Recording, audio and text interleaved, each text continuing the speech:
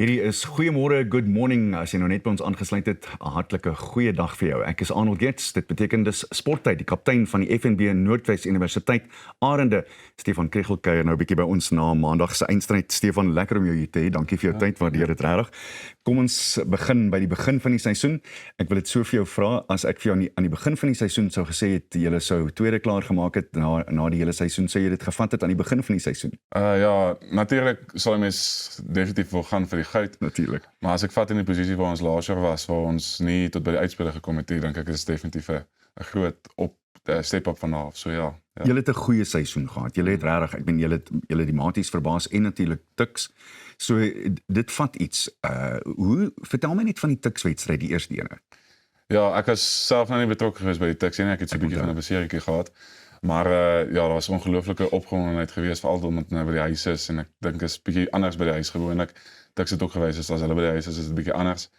Maar ja, dit was 'n regtig lekker seisoen geweest en groot name wat ons bietjie goeie tellings opgeset het en eintlik die hele seisoen het ons groot tellings opgeset en ons het regtig elke week uitgekom en dit geniet, ja. Jy bring 'n baie interessante punt op. Wat is dit van tuisveld voordeel? Ek dink dit het 'n groot effek. Ons het veral aan die begin van die seisoen gesien, veral met UCT. As jy hierdie jaar UCT toe gegaan het, veral met daai eerste 4 of 5 games, het jy 80 gekry. Daar was nie eens 'n gewonder gewees daaroor nie. Dis maar net nee, jou skare het regtig 'n groot effek en hulle back jou. Ek was verstom geweest veral met die final hoeveel van ons universiteitse studente het deurgekom en die moeite gedoen om ons te kan kom ondersteun hier in Pretoria. Maar die tuisveld het 'n groot effek in terme van elke span se cloaks is maar net bietjie meer ingerig om hulle te akkommodeer. Ek bedoel as ons by die huis is, het jy bietjie aircon en ons bietjie ekstra snacks en ons bietjie meer tyd en ons hierdie minder travel en so. So dit het 'n effek en jy weet presies hoe werk dit, jy weet hoe en watse kolletjies is jou veld nat en watse kolletjies wil jy eerder gaan maal en so. So ek dink dit het 'n bietjie van 'n invloed, ja. Maar wat jy eintlik vir my ook sê is julle is bewus van hoeveel stemme daar is. Ja, nee, een van ons groot goed waarvoor ons hierdie jaar gespeel het was vir stilte. Nie net in die skare nie, maar as jy nog iets kan hoor in die wedstryd, dan is jy nie fisies met jou kop in die wedstryd nie. So vir ons was dit 'n groot ding geweest om jy weet in die game te kom, absorbeer al hierdie energie wat om jou is en dan op 'n punt moet jy nou ernstig raak en begin geniet. So. Ja. Hoe lank speel jy nou al vir Noordwes? Ja, hier is nou my 4de jaar geweest wat ek gespeel het. Dit was nou volgens ouderdomsbeperkings was hierdie nou my laaste jaar ook geweest. So ja, 4 jaar gespeel, 3 jaar wat ek nou kaptein was en ja, was lekker tyd geweest, baie goeie belewenisse gehad en goeie lekker plekke gesien en goeie mense ontmoet. Wat is volgende vir jou? Ek wag nou maar nog om te hoor van mense af. Ek sal baie graag 'n professionele kontrak wil van hier afkry. Ek het my graad al klaar gemaak en al daai klas van lekker dinge, so van ja wil ek regtig nou 'n professionele kontrak kry en speel tot my lyf gaar en pap is. Moenie dit sê. Kyk vanaf, ja. Dis die laaste ding Ek hoop dit vat so 20 of 30 jaar vir dit. So, ek sal vir jou. Praat met ons oor die half-eindstryd. Dit was 'n taai wedstryd, nie waar nie? Ja, nee, dit was. Vir meeste van die wedstryde in die hele seisoen ook dan sal ons groot tellings opsit die vorige week en as 'n mens nou half maar die sportsbetting goed gaan kyk, was ons altyd die underdogs, daar was altyd half die bets was teen ons gewees en selfs met die semifinaal het dit nog steeds gevoel ons gaan so half as die underdogs in by die huis en ons het net besluit weet wat iewers gaan ons nou opstaan en net sê hier is nou genoeg en ja dit het oorgedra in die wedstryd ook. Daar was 'n groot scrum 3 geweest wat ons op hulle bal op die 5 oor hulle geskram en ek dink dit was 'n turning point geweest vir daai hele wedstryd. So. Hulle is altyd 'n taai span, maak nie saak of hulle tuis of by die huis is, tematies is 'n moeilike span om te klop. Ja, hulle is 'n span met baie tradisie en baie geskiedenis. Ons het een wedstryd daar gespeel, een wedstryd by ons hierdie jaar. En die kleedkamer waar die away team is, as jy uitstap, dan is daar sommer so groot bord wat nou verduidelik waar gaan hulle geskiedenis vandaan, waar het hulle begin en al daai klas van goed. Is 'n span wat na Tuks is uit hulle die meeste Waarste Cups al gewen en al daai klas van goed. So ja, dit is altyd 'n groot wedstryd teen Maties, is 'n span wat altyd goed afgerig is en goeie diepte het. So ja, is altyd taaf. Eindstryd, wat nou dat jy kan terugkyk daarna, hoe voel jy oor hom en hoe was dit? Ja, as jy nou gaan kyk na die resultaat, is dit natuurlik ongelooflik teleurstellend want dis nou nie net jy daag nie net op die dag en dan is dit nou dis wat dit was nie. Dis maande se harde oefen en baie opofferings en baie spelers wie se familie almal bankvas agter hulle staan. So in terme van die verloor was dit nou regtig 'n bietjie teleurstellend geweest, maar ek het ook vir 1 of 2 ouens gesê as jy nou die verloor heeltemal wegvat, dan was dit nog steeds 'n ongelooflike aand geweest. Jy draf uit.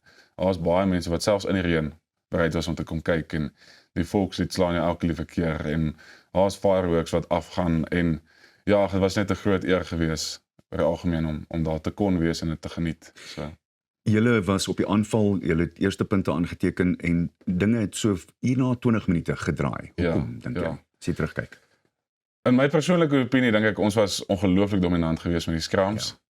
En ja, ek ken vir Barry's wat nou 'n stit is by Tuks, so ek dink hy gaan seker vir my balance sê, jy praat nou stront, maar ek dink hulle stit het bietjie begin by hulle en toe hulle het nou nie meer die heat gevat en so nie, toe dit was nog maar 'n tema geweest die hele Waarste Cup, sodra die strafskoppe begin teen jou draai, raak dit 'n moeilike ding om uit te kom en ek dink dit het ons kon net nie uit daai gewoonte uitkom nie. So ja, was klein goedjies wat half teruggekom het en net aangehou byt het. Mens wil nie krities wees teenoor die beamptes nie, maar die skeieregter het hom redelik hard geblaas, nie waar nie? Ja, hier is en nou moet ek mooi praat.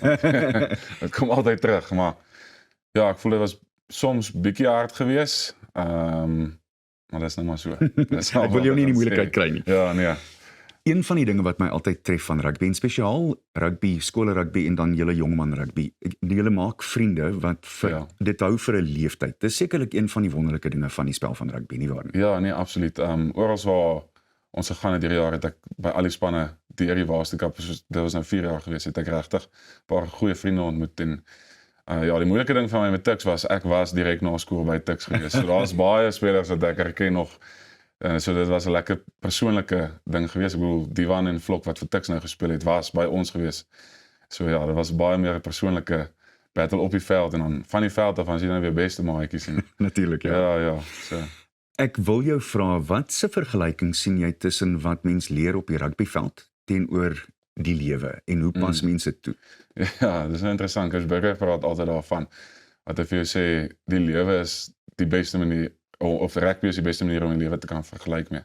So daar dink meeste mense lewe tot tussen 70 of 80 of wat ook al, so as jy elke minuut vat van die wedstryd is basies mos maar 'n jaar in jou lewe.